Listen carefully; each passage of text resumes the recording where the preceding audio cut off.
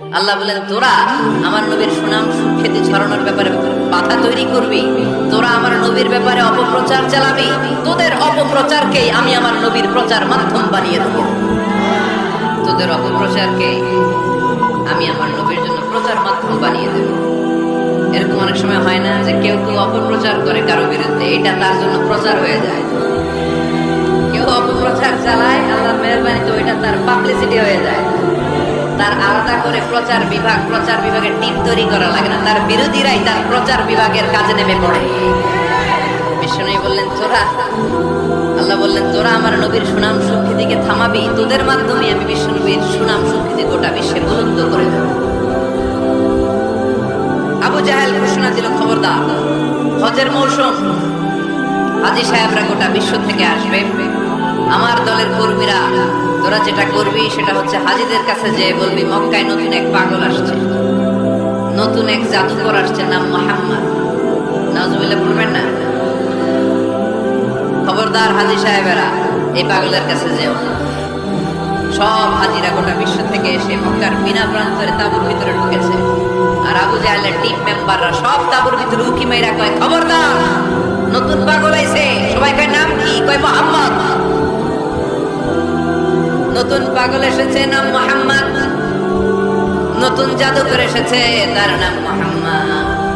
খবরদার, তার কাছে যেও না, তার কথা শোনো না, শুনলে তোমরাও পাগল হয়ে যাবা, তোমরাও পাগল হয়ে যাবে। সে এত বড় জাদুকর, মুহাম্মদ সাল্লাল্লাহু আলাইহি ওয়াসাল্লাম এত বড় জাদুকর। তার জাদু দেখলে, তার কথা শুনলে হাজবেন্ড ওয়াইফের মধ্যে সম্পর্ক বিচ্ছিন্ন হয়ে যায়। সে এত বড় জাদুকর, তার কথা শুনলে বাবা আর ছেলের সম্পর্ক ছিন্ন হয়ে যায়। সে এত বড় জাদুকর, তার কথা শুনলে বন্ধু বন্ধু আলাদা হয়ে যায়। খবরদার হাজী সাহেবরা, তোমরা হজ করতে এসেছো, করো, জমজমের পানি খাও আর খেজুর নিয়ে যাবা বাড়িতে, কিন্তু মুহাম্মদ সাল্লাল্লাহু আলাইহি ওয়াসাল্লামের কাছে যাওয়া যাবে না। আচ্ছা, আপনারা বুঝে শুনে উত্তর দেন। এই যে লক্ষ লক্ষ হাজী মিনার তাঁবুতে বসা, আর আবু জাহেলের লোকরা যে বললো নতুন জাদুকরের নাম মুহাম্মদ, তার কাছে যেও না, এই লক্ষ লক্ষ হাজীরা এর আগে জীবনেও মুহাম্মদ সাল্লাল্লাহু আলাইহি ওয়াসাল্লামের নাম শুনছে? তার মানে মুহাম্মদ সাল্লাল্লাহু আলাইহি ওয়াসাল্লামের নাম তাদের কানে পৌঁছে দেওয়ার দায়িত্ব আবু জাহেল নিজেই নিয়ে নিয়েছে। চিল্লায় গেল, ঠিক কিনা? প্রচার হয়ে গিয়েছে। আর সবাই মনে মনে ভাবে, কয় কি এত বড় জাদুকর, হজ করি আর না করি, আরে না দেখে যাওয়া যাবে। হজ তাড়াতাড়ি কোন রকম সাইরা এই জাদুকরের কাছে আগে যাবে, দেখি কেমন জাদু দেখায়, দেখি কত বড় ম্যাজিশিয়ান, দেখি তো কত বড় পাগলের। কারণ আল ইনসানু হারিসুন আলা মা মুনিআ, মানুষকে যেটা নিষেধ করা হয় বেশি, মানুষ এটা করতে চায়। যদি বলি ওদিকে যাবি না, ওর বাপের কিরা ওদিকে যাবে, ঠিক কিনা? এটা আমাদের স্বভাব, আমাদের খাসলা, আমাদের বৈশিষ্ট্য। যেটা আমাদেরকে নিষেধ করা হয় বেশি, ওটা করতে মন চায়। সব হাজিরা মনে মনে ভাবলো, আমরা যাব। তোরা যতই বলিস না কেন, যাব, হজের পরে অবশ্যই যাব। দেখা গেল হজের পরে বিশ্বনবী মুহাম্মদুর রাসূলুল্লাহ সাল্লাল্লাহু আলাইহি ওয়াসাল্লামের বাড়ির সামনে বিশাল বড় গ্যাদারিং শুরু হয়েছে। সবাই লাইন ধরে দেখা করতে গেছে। দেখা করতে যে বিশ্বনবীর চেহারা দেখে প্রথম নজরে সব পাগল।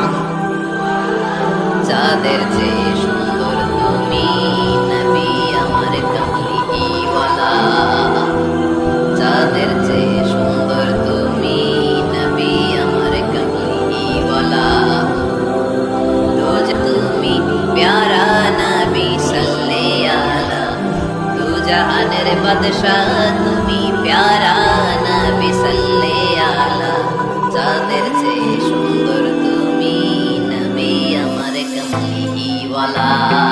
সুবহানাল্লাহ পড়েন।